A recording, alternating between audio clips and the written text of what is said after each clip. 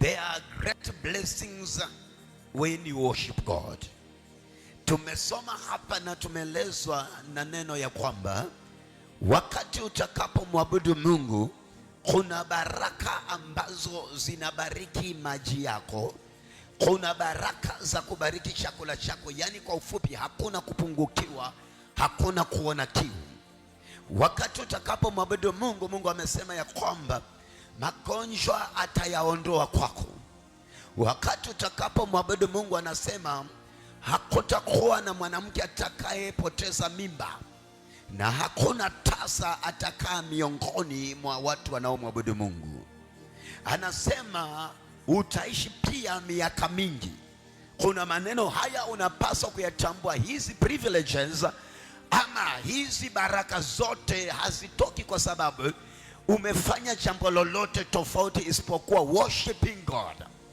Na ninapoongea juu ya worship, nitaleta keys to worship ambazo niko nazo 4 ili siweze kukupatia njia ya enter into blessings. When you receive these 4 keys to worship, hii inamaanisha kwamba umefungua milango ya baraka yako. Kuna milango itafunguliwa when you know how to worship God. Kuna milango itafunguka kwako ya mafanikio when you know how to enter into the place of worship. Mara nyingi watu wanakuja katika nyumba ya Mungu, but they don't carry the spirit of worship. They don't carry the spirit of seeking God in worship. Wako na complaints in the house of God, wako na demands in the house of God, na kwa sababu ya complaints na demands ambazo wako nazo zimeharibu worship. Na zikiharibu worship, wanasahau ya kwamba worship ikiharibika, kuna baraka zinazotokana na worshiping God ambazo wanaanza kuzikosa. Asubuhi ya leo kuna kitu nataka niweke kwa anga yako, ya kwamba kuna njia ya baraka yako, kuna njia ya kupata chakula chako kwa njia ya urahisi kutoka kwa Mungu. Kuna njia ya maji yako kupona kutoka kwa Mungu. Kuna njia ya kuponya magonjwa yako kutoka kwa Mungu. Kuna njia ya kuishi long life kutoka kwa Mungu. Kuna njia ambayo ni ya kuishi pasina kupoteza mimba kutoka kwa Mungu. Kuna njia ambayo tumeambiwa you will not remain childless if you know how to worship God. Asubuhi ya leo nataka uweze kuwa na roho ya kutaka kujua jinsi ya kumwabudu Mungu. Ukielewa jinsi ya kumwabudu Mungu, ndani ya kumwabudu kuna privileges, kuna baraka, kuna uwezo wa kuweza kuingia maeneo ambayo haungeweza kuingia without worship. Kuna maisha mtu maisha anaweza pokea because of knowing how to worship God. If truly you will know how to worship God, there are things that will come to your life za ajabu sana, za kushangaza sana, na zitawafanya watu washindwe kuelewa huo mlango ulifungukaje. Lakini watu wanaotambua njia ya kumwabudu Mungu, hawa watu maisha yao huwa yako na baraka ambazo hazitokani na vile watu wengine huingia kwa nyumba ya Mungu pasina kuelewa jinsi ya kumwabudu Mungu. Ninakusihi leo uelewe njia za kumwabudu Mungu ni njia gani. Watu wengi wanaweza kuwa wameingia makanisani, lakini they don't know how to worship God. Watu wengi wanaweza sema wameokoka, but they don't know how to worship God. Wana wa Israeli kutolewa kwa mikono ya Farao haikumaanisha kwamba walijua kumwabudu Mungu.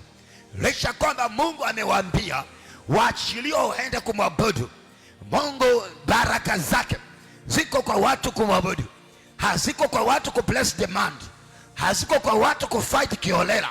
Anasema magonjwa unayaona yanaweza kuondoka kwa sababu ya true worship. Utasa unaoona utaondoka sio kwa kuwa laid of hands, lakini kwa sababu ya true worship. True worship inaondoa barrenness, inaleta creation ndani ya mtu, inaanza kuleta maisha mapya ndani ya mtu. True worship can deliver you from many traps. True worship can set you free from many traps. Kabla ya kuingia katika blessings of worship ama katika keys of worship, tunamuona Paulo na Sila walipokuwa dragged wakaingizwa kwa cell, walianza kumwabudu Mungu. Na katika kumwabudu Mungu, Mungu anapatikana kwa sifa za watu wake. God is found when people begin to worship God.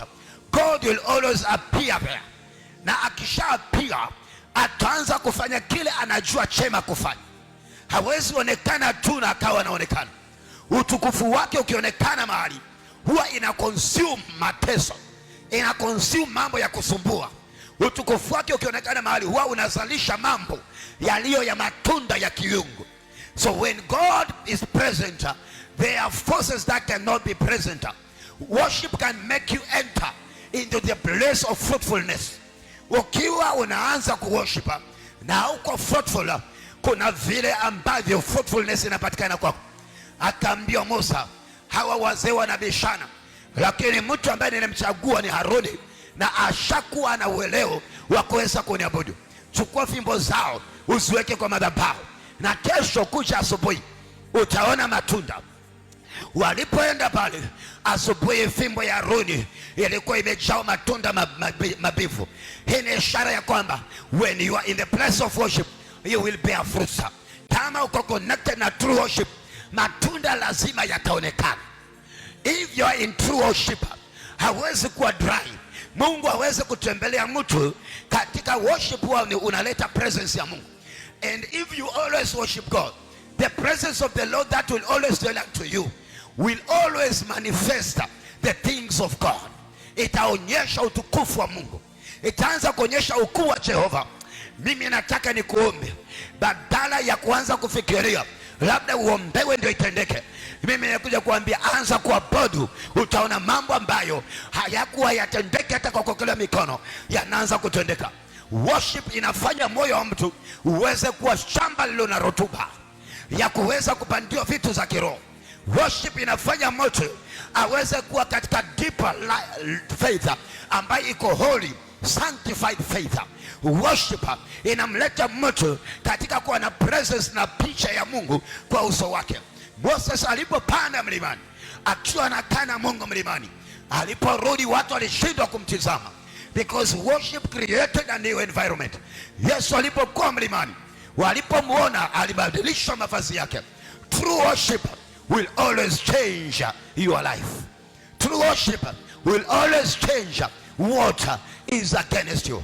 Tumeambiwa, if my people worship me, watu wangu wakiniabudu, kuna vitu huwa zinatendeka, kuna vitu huwa zinazaliwa.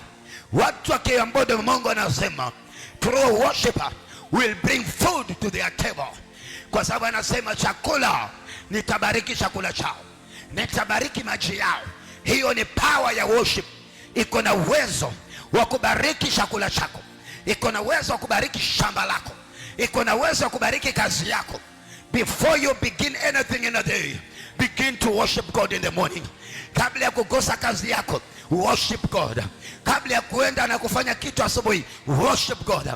When you begin to worship him, there is something that will begin to happen, and I will tell you keys to worship. Maana napoongea worship nasema huwa kila asubuhi naabudu, lakini nataka nikupatia strategies of how to worship right. Keys to worship, how to worship, how to worship God, to have results of that worship. Hiyo maombi ama baraka zinazotokana na worship zinatokana wakati ambapo uko na keys to worship. How you are able to know how to worship. Ukishaanza elewa jinsi ya kumwabudu, kuna mambo yataflow kwako. Kuna vitu watu si vya kuombewa, ni mambo ya kuabudu Mungu. Wamekosa roho ya kuabudu Mungu, wamekosa roho ya kuchunganisha na Mungu, wamekosa roho ya kutari before the Lord, wamekosa genuine hearts before the Lord. That's why hata wakiombea leo, kesho bado shida ni zile zile, kwa sababu kile kitu ili kuondoka kwao kinaondoka because they have true worship. Heart of worship, heart of worship. I repeat again, heart of worship. Moyo wa kuabudu, moyo wa kuabudu. Ukimjaa mtu, kuna vitu zitabadilika. Praise God.